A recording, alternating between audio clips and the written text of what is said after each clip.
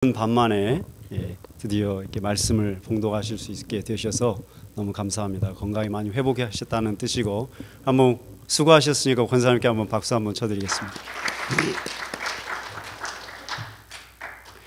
오늘 감사합니다. 오늘 요한복음 17장 1절부터 26절 말씀에 기초해서 요한복음 강의 65번째 말씀을 여러분들에게 증거하도록 하겠습니다. 우리를 진리로 거룩하게 하옵소서라는 제목의 말씀입니다. 요한복음 17장 말씀입니다. 여러분 사진 한번 보여드리겠습니다. 이 사진 한번 보시겠습니까? 예.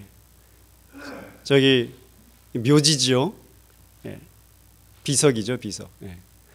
RIP, Rest in Peace 그런 뜻입니다. 자, 여기에 보시면 저 비석에 일부러 제가 편집을 해놨는데 아무 표식이 없습니다. 이제 우리가 이렇게 생각을 하셔야 됩니다. 내가 죽으면 내 비석에 과연 무슨 말을 적을 것인가? 그 말은 무슨 말이냐면 내가 지난 인생을 어떻게 살았는가, 그거를 아주 한 문장으로 요약하셔야 됩니다. 그렇죠? 뉴욕 뉴저지의 교계에서는요, 한인 교계에서는 인생 죽음 학교라는 게 있습니다. 죽음 준비 학교, 그게 있습니다. 그래서 자신의 유언장도 쓰고 자기가 어떻게 살아왔는지 돌아보고, 그걸 다 준비를 합니다. 특히 기독교인들을 그게 더 많이 하고 있습니다. 저희가 이제 인생을 살아가면서 착각하시면 안 되는 게, 아직도 죽을 날이 멀었다 이렇게 생각하시면 안 됩니다. 언제라도 하나님께 부름받아 갈 수 있다. 이것이 우리의 사명입니다. 올 때 왔으니까 이제 갈 때 가야죠. 다시 안 돌아갈까? 100% 장담할 수 있습니다. 여기 계신 모든 분들 언제는 다 하나님 나라 가시겠죠? 그렇다면 내가 땅에 묻혔을 때 무엇을 적을 것인가? 이제 우리가 이제는 이걸 갖고 계셔야 돼요. 내가 그런 말 안 하고 돌아가시면 자식들이 적어줄 것 같습니까? 내가 준비하셔야 될 때입니다. 이제 뭐 이게 나와 상관없는 얘기 같지만 그 다음 보시죠. 사도 바울은 이런 의식 속에서 살아갔습니다. 이게 디모데후서의 4장에 나오는 말씀입니다. 디모데후서는요, 우리가 한번 이 말씀 다 같이 한번 읽어보시죠. 디모데후서 4장 6절부터 8절까지 말씀입니다. 전제와 같이 내가 벌써 부어지고 나의 떠날 시각이 가까웠도다. 나는 선한 싸움을 싸우고 나의 달려갈 길을 마치고 믿음을 지켰으니 이제 후로는 나를 위하여 의의 멸관이 예비되었으므로 주 곧 의로우신 재판장이 그날에 내게 주실 것이며 내게만 아니라 주의 나타나심을 사모하는 모든 자에게더니라. 한번 여쭤보겠습니다. 이 디모데후서 4장인데 이걸 사도 바울이 어디서 썼을까요? 감옥에서 썼습니다. 로마의 감옥에서 썼죠. 감옥이 어떤 감옥인지 아시죠? 지금 2차로 감옥에 투옥된 겁니다. 1차 때는요, 사도 바울이 어디에 갇혔습니까? 집에 갇혀서 그냥 뭐죠? 그냥 못 나오게만 되는 상태였습니다. 그러니까 뭐 자유롭게 어느 정도 편지도 쓰고 책도 쓰고 하는 시간이었습니다. 그러나 2차 때는 디모데후서가 쓰여졌을 때 시기는요, 어느 때 썼습니까? 어느 감옥이었습니까? 로마 감옥이라고 생각하시면, 여러분 우리 일반 감옥이라고 생각하시면 안 되고요. 던전이라고, 제가 이건 여러 번 말씀드렸습니다. 던전이라고 들어보셨죠? 던전, 땅을 깊게 파갖고 지하 3층 정도, 지하 2층 정도에 갇히는 것이 던전입니다. 여러분 그 아세요? 크랩 중에 던전 크랩이라고 아세요? 아시죠? 던전 크랩. 왜 걔네들이 던전 크랩이라고 한 줄 아세요? 깊이 들어가 있어서 잡기도 힘든데 딱 잡아놓고 보면 징그럽잖아요. 그래서 던전 크랩이라고 그런 거예요. 지하로 깊이 들어가 있는, 2, 3층으로 들어가 있는 겁니다. 그래서 거기에 들어가면 어떻게 돼요? 현기를 다 안 채워도 그냥 죽일 수가 있어요. 왜? 습기가 많고 어둡고 햇빛을 못 보기 때문에 조금만 지나면 어떻게 된다고요? 당시에 의학기술이 없기 때문에 다 문둥병에 걸려서 돌아가십니다. 그거를 영화로 한 게 누구예요? 배너 영화입니다. 배너. 그곳에서 쓴 말이에요. 저게 디모데후서 마지막 서신 중에 마지막입니다. 사도 바울의 저 말은 뭐예요? 본인의 묘지에다가 쓸 수 있는 말이었어요. 네.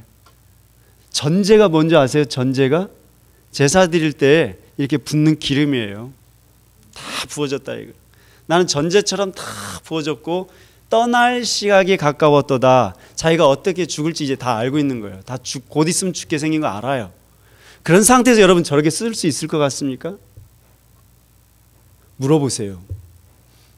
하실 수 있을 것 같잖아요. 근데 사형수들 있잖아요. 사형수들이 그 간증을 들어보면 차라리 일찍 죽여달라고 그럽니다. 왜 그런 줄 아십니까? 언제 죽을지 모르는 그 공포. 우리는 해가 뜨면 새 하루가 시작됐으니까 기쁘지 않습니까? 그 사형수들이 해가 뜨면요 막 공포에 질려요. 그날 자기 이름을 누가 부르잖아요. 자기 번호를 부르잖아요. 가슴이 덜컹덜컹하고 떠는 거예요. 그리고 어디라도 뭐 운동하러 나가자 그러면은요 교도관들이 양쪽에서 딱 붙잡지 않습니까? 그러면 바지에 오줌 싸면서 덜덜덜 떨어요. 그게 죽음의 공포입니다. 하나님을 만나지 못한 사형수들이 그렇습니다. 사도 바울은 이미 하나님을 만났고 또 하나님의 보세요 의의 면류관을 기다리고 있었던 삶을 살아왔습니다. 그러니까 두려울 게 없었던 거죠. 네. 이분의 심령 속에 간직되어 있었던 자기 자신의 묘비명이었습니다. 디모데후서 4장 6절부터 8절까지의 말씀이었습니다. 그런데 오늘 요한복음 17장은요 예수 그리스도의 마지막 묘비명과 같다고 보시면 돼요. 예수님의 마지막 말씀입니다. 지상에서의 마지막 말씀입니다. 그래서 요한복음 17장은 예수님의 대제사장적 기도라고 얘기를 합니다.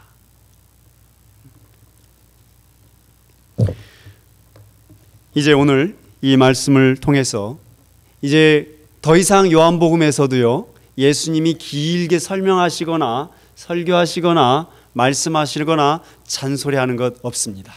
걱정하지 마세요. 한번 18장 한번 펴보세요. 아까 방금 우리가 18장 읽었지만 이 18장은 뭐예요? 예수님이 잡혀가시는 거. 19장은 뭐예요? 빌라도한테 고문 받으시는 거. 20장은 뭐예요? 십자가에 못 박힌 다음에 다시 살아나시는 거. 21장은 뭐예요? 갈릴리 바닷가에서 제자들 다시 만나는 거. 끝이에요. 없어요. 이제부터는 다 이야기예요. 재미있으실 거예요. 쉬우실 거예요. 그러므로 오늘이 마지막입니다. 요한복음의 예수 그리스도의 말씀을 듣는 건 여러분 마지막이십니다. 근데 그 마지막 말씀이 예수 그리스도의 자신의 유언과 같은 자기의 인생을 정리하는 말씀입니다. 여러분들도 이와 같이 말씀하셔야 됩니다. 요한복음 17장 말씀처럼 여러분도 인생을 이렇게 얘기하셔야 됩니다. 반드시 그러셔야 됩니다. 반드시. 제가 한국에 있을 때 이해합니다. 제가 한국에 있을 때 너무 충격받았던 일인데 장례식장에 갔을 때였습니다. 여러분도 우리 내 장례식장에 가서 설교해 주시는 목사님이 무슨 말을 할 것인가 그걸 잘 고민하셔야 돼요. 예. 장례식장에서는 다 좋은 얘기 하시니까 걱정 안 하셔도 돼요. 근데 내가 그 장례식장에 있을 때 어떤 평가를 받는가 사람들에게 그게 굉장히 중요하지 않겠나 생각이 듭니다. 장례식장에서 내가 하나님을 깊이 알고 사랑했던 사람, 그래서 내가 알게 모르게 도왔던 영혼들이 이곳에 가득 차야 된다는 거죠. 이제 그러한 의식 속에서 오늘 말씀을 살펴보시면 좋을 것 같은데 예수님께서 우리 17장 4절 말씀을 한번 보시겠습니다. 예수님께서 마지막에 하나님께 기도를 합니다. 17장 1절을 먼저 보시죠. 1절에 예수께서 이 말씀을 하시고 눈을 들어 하늘을 우러러 이르시되 아버지여 때가 이르렀사오니 아들을 영화롭게 하사 아들로 아버지를 영화롭게 하옵소서. 예수님이 하나님께 기도하신 내용입니다. 지금 하나님께 기도하시는 거예요. 근데 4절 말씀 한번 보세요. 그 하나님께 기도하시는데 예수님이 이렇게 얘기하십니다. 4절, 우리 4절 말씀 같이 읽어보겠습니다. 아버지께서 내게 하라고 주신 일을 내가 이루어 아버지를 이 세상에서 영화롭게 하였습니다. 여러분 이렇게 말씀하실 수 있어요? 예수님이 하나님 앞에 마지막으로 기도하시는 거예요. 이렇게 기도하고 나서 잡히셔요. 아세요, 예수님도 죽게 생긴 거 알아요. 근데 떳떳하게 얘기하십니다. 하나님이 나한테 하라고 한 일 내가 다 했습니다. 예. 여러분이 마지막에 죽음의 자리에서 이렇게 말하실 수 있어야 돼요. 하나님, 내가 이 땅에 온 일 다 이루었습니다. 하나님께서 하라고 하신 일 다 이루었습니다. 이 말씀하셔야 돼요. 아니, 마지막에 죽음의 자리 앞에서 내가 돈 잘 벌었습니다. 내가 이렇게 이루었습니다. 에이, 그거 인생 잘못 사신 거죠. 그 얘기 하시려고 우리 인생 사시는 거 아니에요. 내가 하나님 앞에서 얼마나 하나님의 뜻을 이루었는가, 이것이 앞으로 여러분 인생의 판단 기준이 되셔야 돼요. 하나님이 하라고 한 일 다 이루셨냐 이거죠. 하나님이 여러분들에게 이 땅에 생명을 주시고 이 땅에 보내셨을 때는 반드시 뭐가 있어요? 목적이 있습니다. 사명이 있습니다. 하나님이 여러분에게 주신 사명이 있어요. 인생의 목적이 있어요. 그렇죠? 맞죠? 제 말 맞죠? 아무 목적 없이 태어나신 사람은 없을 거예요. 그럼 뭐 진화론이나 똑같죠. 뭐 우연히 태어나갖고 어쩌다가 죽는 것에 불과한 거거든요. 그렇지 않으시죠, 여러분들은? 그죠? 하나님을 믿으시는 거 맞죠? 그렇다면 분명히 여러분에는 하나님께 받은 인생의 목적이 있습니다. 그 목적이 뭔지 아세요? 그러면 그 목적을 다 이루었다는 걸 아셔야 된다는 거지. 그게 예수님의 고백이잖아요. 17장 4절 말씀 뭐라고요? 하나님 앞에 기도하면서 아주 당당하게 얘기하잖아요. 하나님이 나한테 주신 일 내가 다 이루었어요. 무슨 일인데요? 2절 말씀 한번 보실까요? 우리 2절 말씀 같이 읽어보겠습니다. 아버지께서 아들에게 주신 모든 사람에게 영생을 주게 하시려고 만민을 다스리는 권세를 아들에게 주셨습니다. 무슨 말입니까? 더 쉽게 얘기하면 그렇습니다. 아버지가 나한테 모든 사람을 다 주신 다음에 영생을 주라고 하셨잖아요. 내가 그 모든 사람들에게 다 영생을 주었습니다. 이 얘기입니다.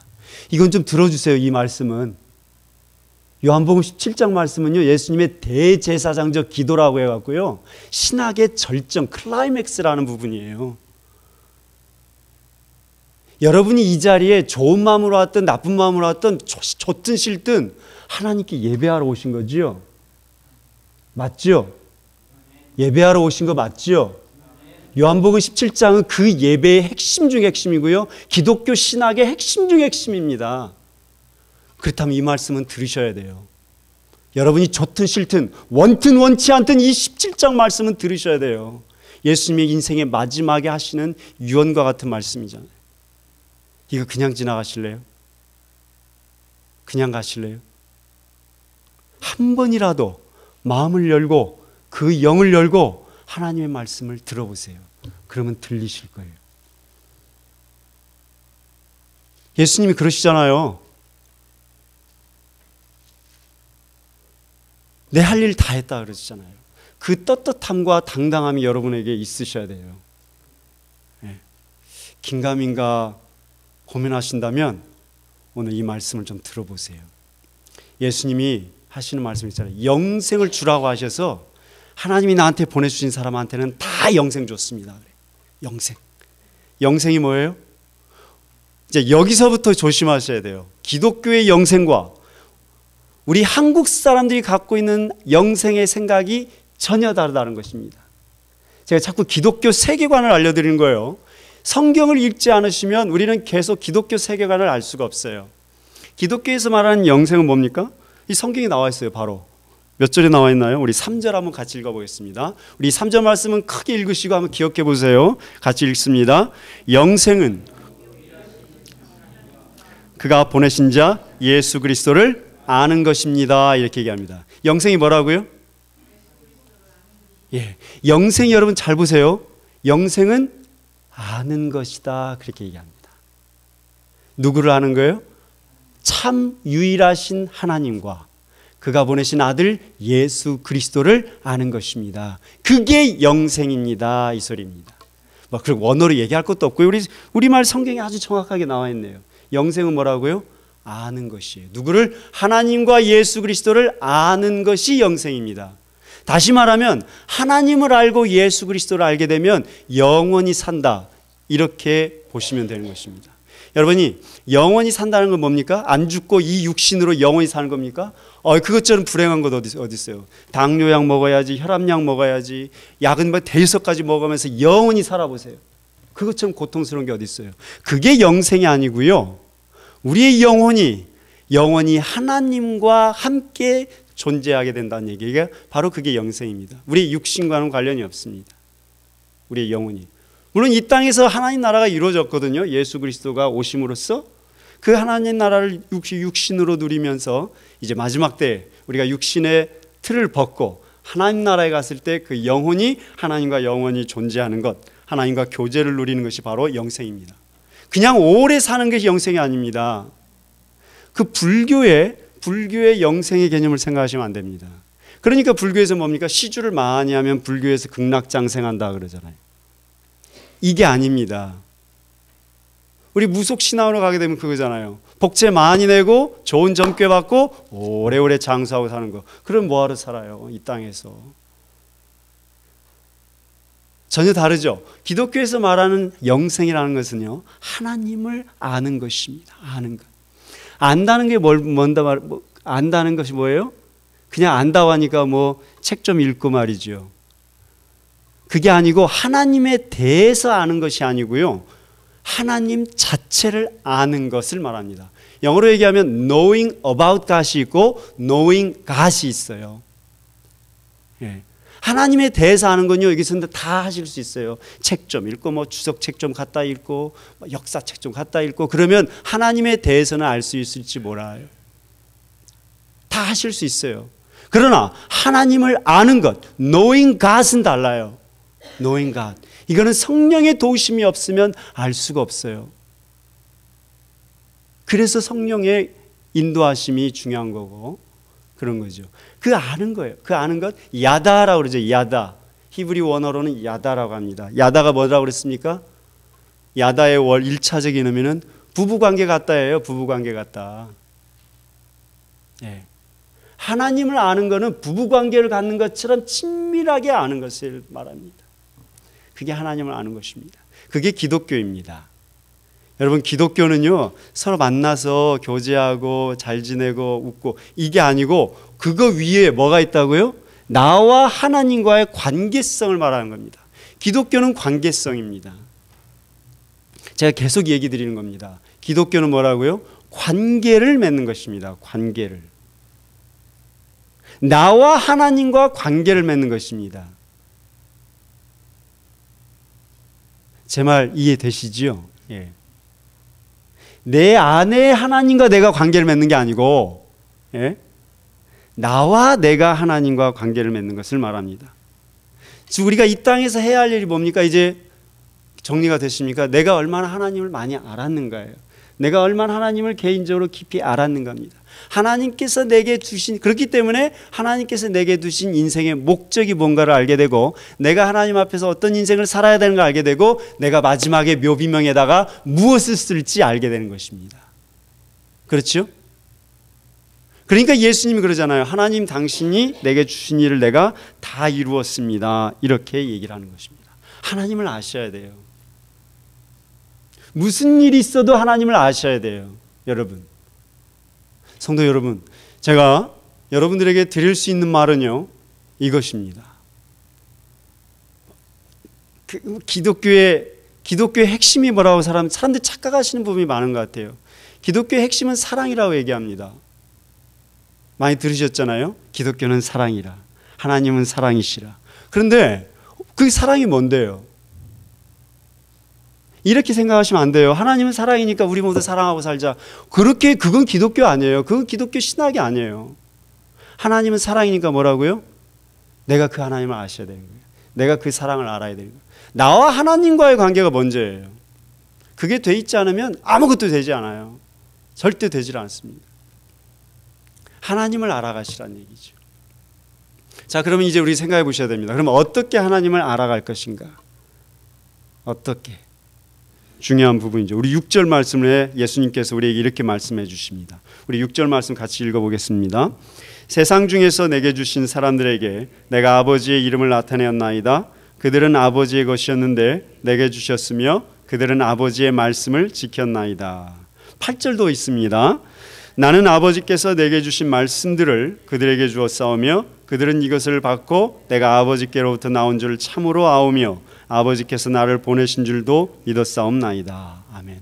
아버지께서 내게 주신 사람들의 특징이 뭐라고요? 말씀을 듣더라 이 소리입니다. 하나님 말씀을 듣고 내게 주신 말씀을 듣고 그들이 하나님을 알게 되었고 하나님을 믿었습니다. 그 얘기죠. 8절도 뭐예요? 하나님께서 내게 주신 말씀을 그들에게 주었사오며 그러죠. 그들은 이것을 받고 말씀을 받고 내가 아버지께로부터 온 메시아인 줄 알았습니다. 말씀을 통해서 알았다는 얘기입니다. 말씀을 통해서. 근데 이 말씀은 누구예요? 결국 예수 그리스도가 되는 것입니다. 하나님 말씀, 이 땅에 임하신 하나님의 말씀, 예수 그리스도를 통해서 하나님을 알게 되었고 그 말씀을 통해서 이들이 메시아인 줄 알고 하나님을 알게 되었다는 거죠. 우리가 알아야 돼요. 하나님을도 알아야 되고 예수도 알아야 돼요. 그런데 무엇을 통해서? 하나님의 말씀을 통해서라고 누가 말씀하셨어요? 예수님께서 말씀하셨습니다. 예수님께서 말씀하셨습니다. 오직 하나님의 말씀, 성경을 통해서만 하나님과 예수 그리스도를 알 수 있다고 누가? 예수 그리스도가 말씀하셨습니다. 즉 하나님의 말씀을 듣고 따르는 것이 곧 생사를 가르는 갈림길이 된다는 얘기입니다. 영생은 어디에 있어요? 영생의 방법은 어디 있어요? 하나님의 말씀에 있다고 오늘 예수께서 말씀하십니다. 그래서 신명기서 있죠. 신명기서가 우리는 그러잖아요. 신명기서가 계속 하는 말이 뭐예요? 들으라입니다. 들으라. 들으라 이스라엘아. Hear. 들으라. 하나님 말씀을 들으라. 이것이 계속해서 반복되어 왔던 구약의 말씀입니다. 하나님 말씀을 들으라 이거예요. 여러분 하나님 말씀을 듣지 않으면 길이 없습니다. 방법이 없습니다. 여기 와서 예수 그리스도가 와서 설교를 해도 하나님 말씀을 듣지 않는 자들은 방법이 없습니다. 방법이. 가장 안타까운 게 그겁니다. 제가 목회를 해오면서 가장 안타까운 거는요. 기적을 체험하기를 기다리는 사람들이 가장 안타까워요. 예. 기적은 이미 우리에게 주어졌는데 기적을 체험할, 기적을 달라고. 예. 홍해가 갈라지는 기적. 꿈속에서 예수 그리스도가 나타나 주길 바라는 기도. 평생 못 만나요. 그런 거 없어요. 여러분이 하나님의 말씀을 통해서 성경을 통해서 여러분의 영이 정결해지지 않으면 성령이 역사하실 수가 없어요. 성령은 정결하신 분이시잖아요. 그렇기 때문에 불순한 곳은 임할 수가 없으십니다. 그러나 하도 듣지 않으니까 어떻게 해요? 예수님이 직접 오셨잖아요. 하나님이 직접 오셨잖아요. 그게 기독교 신학입니다. 처음에 하나님이 말씀을 주셨어요. 그걸 안 들었어요. 그러니까 어떻게 됐어요? 첫 인류가 범죄했잖아요. 아니 선악과 먹지 말라고 그랬는데 그 말씀을 안 듣고 따먹었으니까 죄를 범했잖아요. 말씀을 안 들었어. 그 다음에 계속해서 말씀을 들으라. 그게 모세오경이에요. 그것도 안 들으니까 그 다음에 어떻게 했어요? 안 되겠구나. 그럼 사람으로 직접 보내요. 그래서 선지자들 보내서 계속 들으라. 죄 짓지 마라. 돌아와라. 그게 선지서예요. 전부 다. 예. 어떤 선지자는 막 빨가벗고 돌아다니면서 뭐 하나님 말씀 들으라 해도 들었나요? 안 들었지요. 그러니까 결국 어떻게 했어요? 말씀이신 하나님이 직접 왔잖아요. 들으라. 메시아가 왔다. 내 말을 들으라. 하나님 말씀을 들으라. 들었나요? 안 들었어요. 우리가 오늘날 성경을 잘 읽지 않고 그냥 살아가는 것 당연합니다. 누구 정죄할 것 없어요. 그러나 아셔야 돼요. 그게 죄악의 길이라는 것을. 그게 죽음으로 가는 길이라는 것을. 그게 영생으로부터 멀어져 가는 길이라는 것을. 우리가 그 영생으로부터 멀어져 가는 길을 선택해서 걸어가고 있지는 않는가 생각해 보셔야 됩니다. 하나님의 말씀을 듣는 것만이 우리의 영원히 살아나는 길이라고 예수 그리스도가 말씀하셨지만 우리는 오늘도 듣질 않아요. 우리는 심각하게 생각하지 않아요. 한번 오늘 생각해 보세요, 여러분. 여러분 오늘 이 예배를 딱 끝나는 순간 집에 가셔서 무엇을 먼저 하느냐를 보시면 여러분이 이 말씀의 가치를 알았는지 모르는지 확인해 볼 수 있습니다. 우린 당장 집에 가서 TV를 켤지 모릅니다.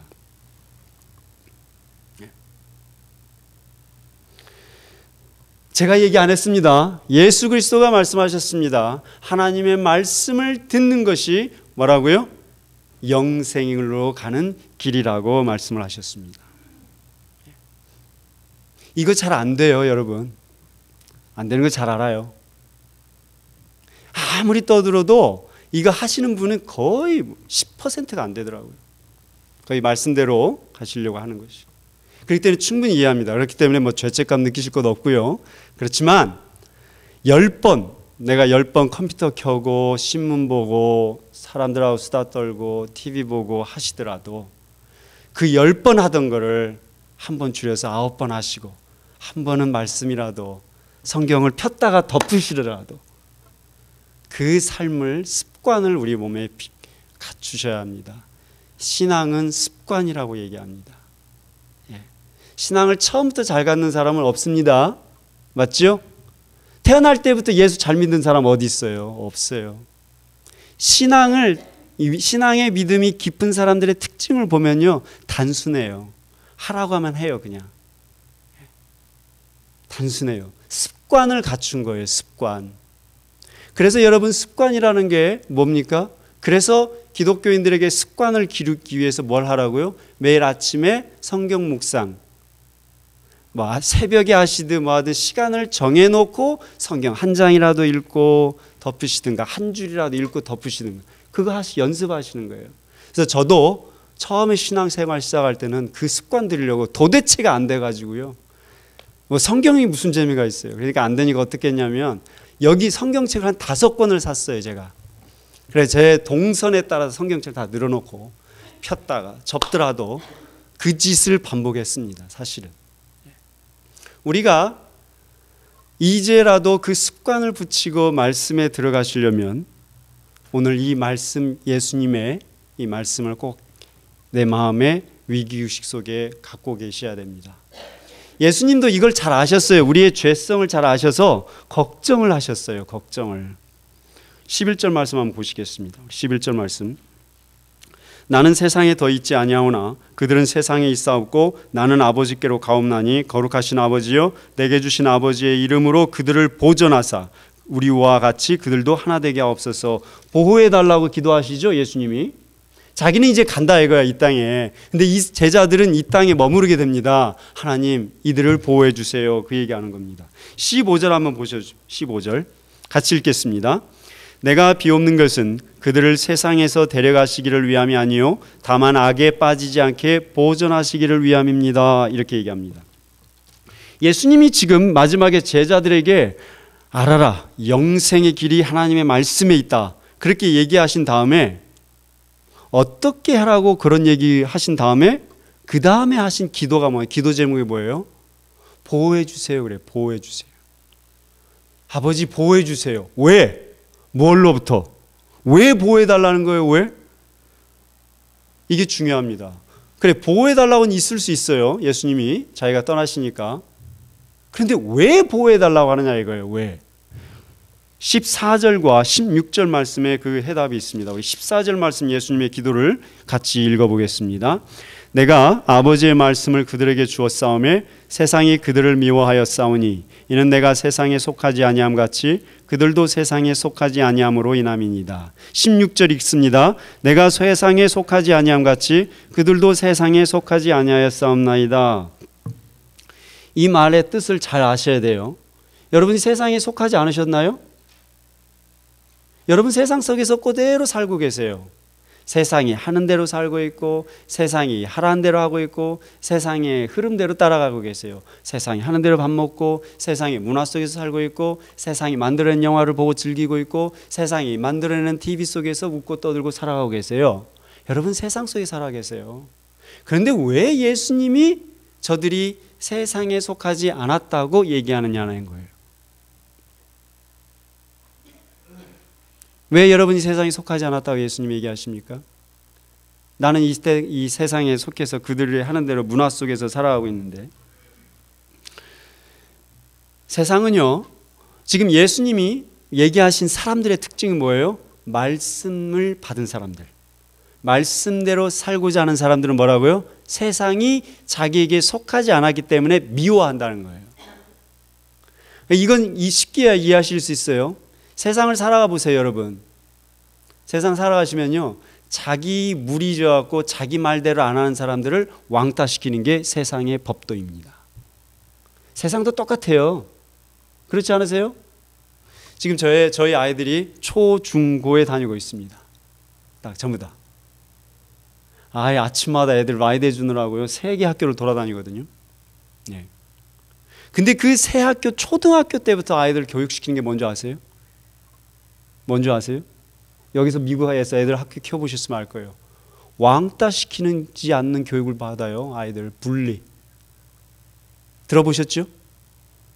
아이들 초등학교 2학년 때부터 가르치는 건 뭐예요? 분리하면 나쁘다, 왕따시키는 건 나쁘다. 예? 그걸 가르쳐요. 우리 인간의 본성은 뭐냐면요, 자기랑 똑같이 행동하고 똑같이 말하고 똑같이 까지 않으면 왕따시켜요. 그러면 세상은 더하죠. 하나님 말씀을 믿고 하나님을 따르는 자들은요, 왕따시킵니다. 세상이. 그런 경험 안 하셨나요? 안 하셨으면 조금 문제가 있는 거예요. 예?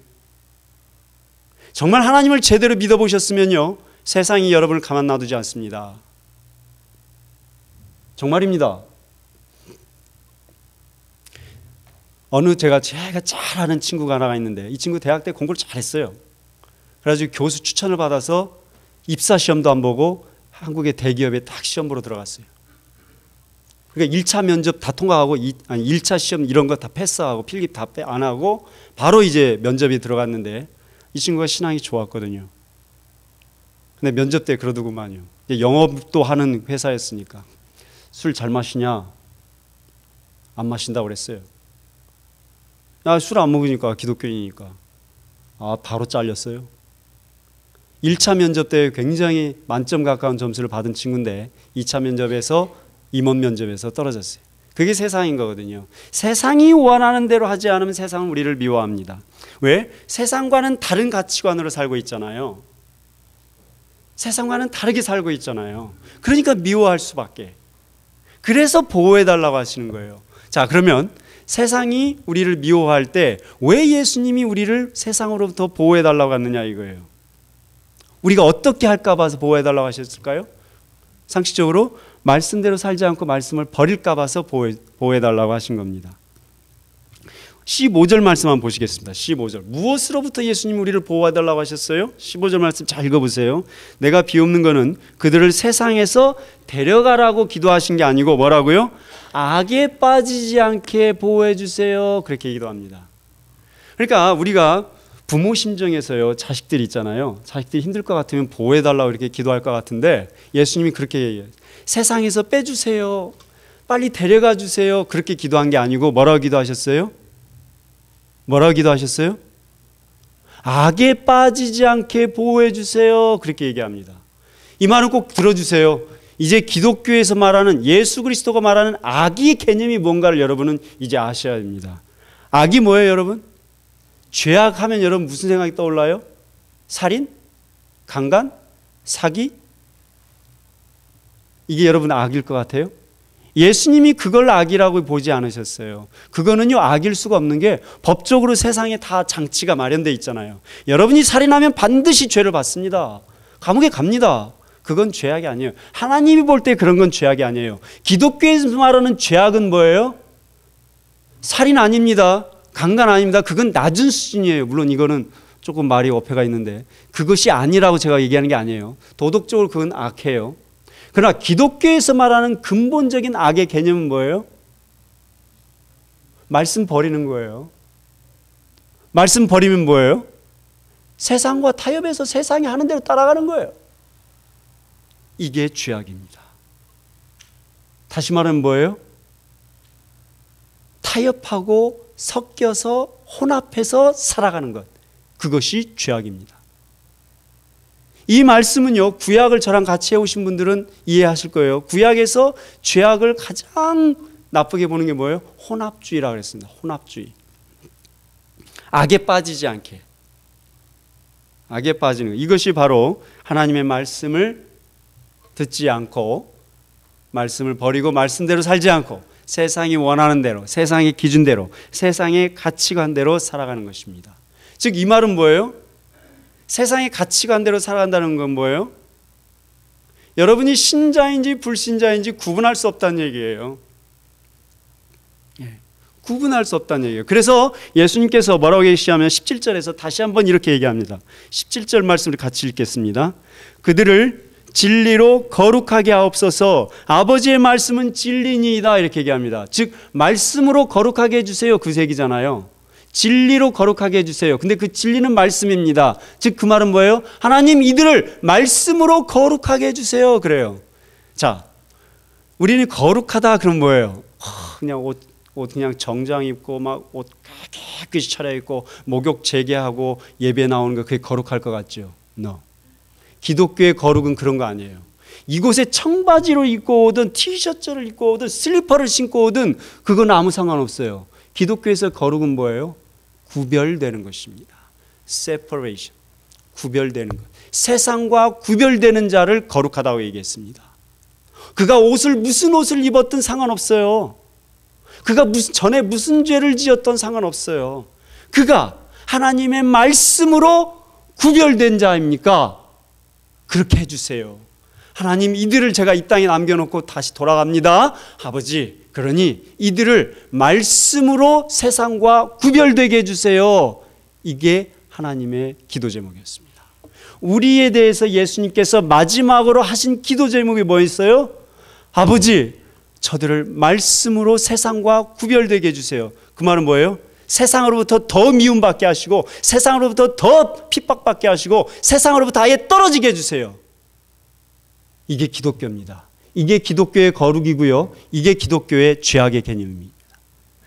이해되세요? 이제 좀 바꾸셨어요, 생각을?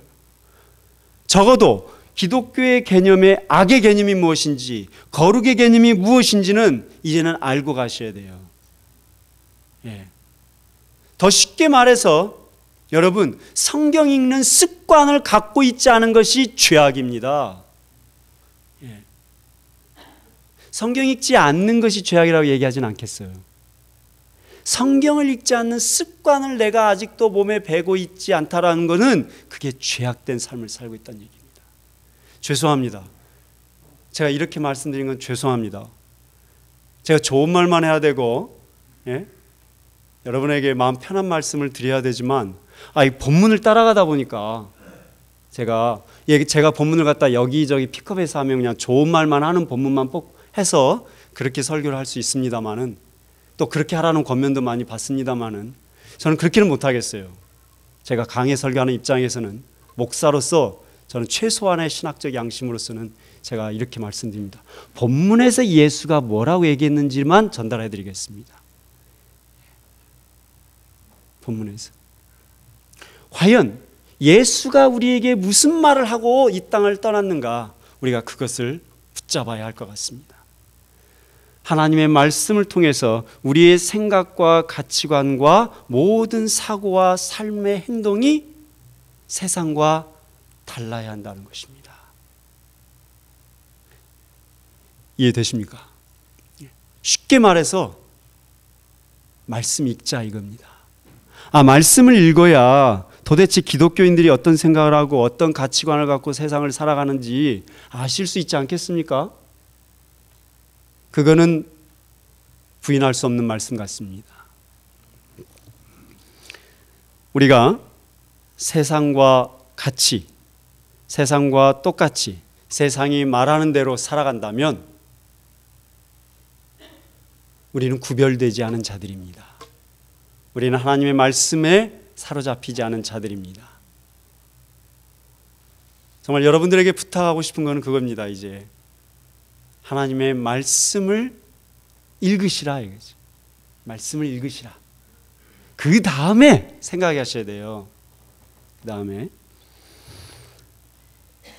이제라도 악에 빠지지 않게 끊임없이 하나님의 말씀으로 우리를 채우시면서 4절에서 예수님께 하셨던 그 말씀이 우리에게 우리 인생의 묘비명이 되셔야 합니다.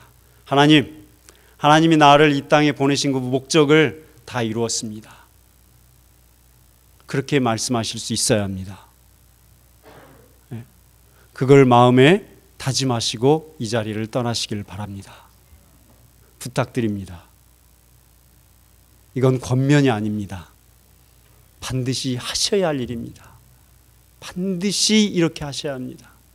반드시 하나님의 말씀으로 여러분의 영이 세상과 구별되셔야 하고, 그래서 영생을 누리셔야 하지 않겠습니까? 전 여기 계신 모든 성도님들이 영생을 누리시길 바랍니다. 정말로 하나님과 영원히 아름다운 교제를 누리시기를 정말로 바랍니다. 정말로 바랍니다. 그러면 방법은 딱 하나 있어요. 딱 하나. 뭐라고요? 성경 읽으세요. 딴 데 기적이 없어요. 이게 기적이에요. 이게 보이세요? 기적이 이렇게 있는 거 보이세요? 이 안에 숱한 기적들이 있습니다. 보이세요? 제가 요즘 다시 복음서를 통독하기 시작을 했는데 마태복음 1장 읽다가 너무 감동해서 못 나가고 그냥 그 자리에 머물렀습니다. 마태복음 1장에 이 말이 나옵니다. 1장 6절 말씀 제가 한번 읽어드리겠습니다. 다윗은 우리야의 아내에게서 솔로몬을 낳고, 다윗은 우리야의 아내에게서 솔로몬을 낳고. 여러분, 다윗이 누군지 아시죠?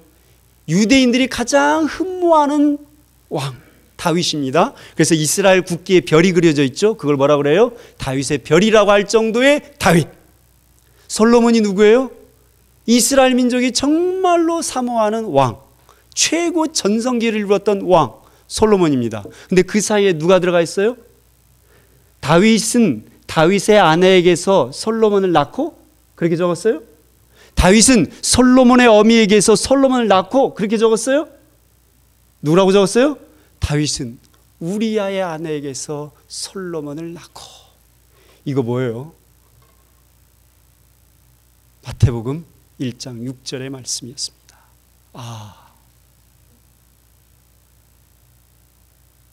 그 하나님의 마음, 그렇잖아요? 가장 추한 짓을 한 왕을 가장 붙잡고 그 죄 문제, 그 하나님이 만약에 죄 문제 갖고 막 쑤셔 파는 사람이면 다윗 이거 살아남지 못하죠. 남의 생각해보세요. 우리아는 어떻게 했어요? 우리아는 다윗의 완전히 오른팔이었잖아요. 그 우리아를 어떻게 했어요? 가장 전쟁이 심한 곳에 보낸 거예요. 그러면 죽을 줄 알고 있었고 우리아도 죽을 줄 알고 있었는데 다윗의 말에 순종해서 가서 그냥 저는 죽고 지 와이프는 뺏겼어요. 그걸 성경은 또 빼지도 않았어요. 이게 우리 성경입니다. 사실 마태복음 1장 6절 말씀 읽으면 이게 기적이 아니고 뭡니까? 다윗은 우리아의 아내에게서 솔로몬을 낳고.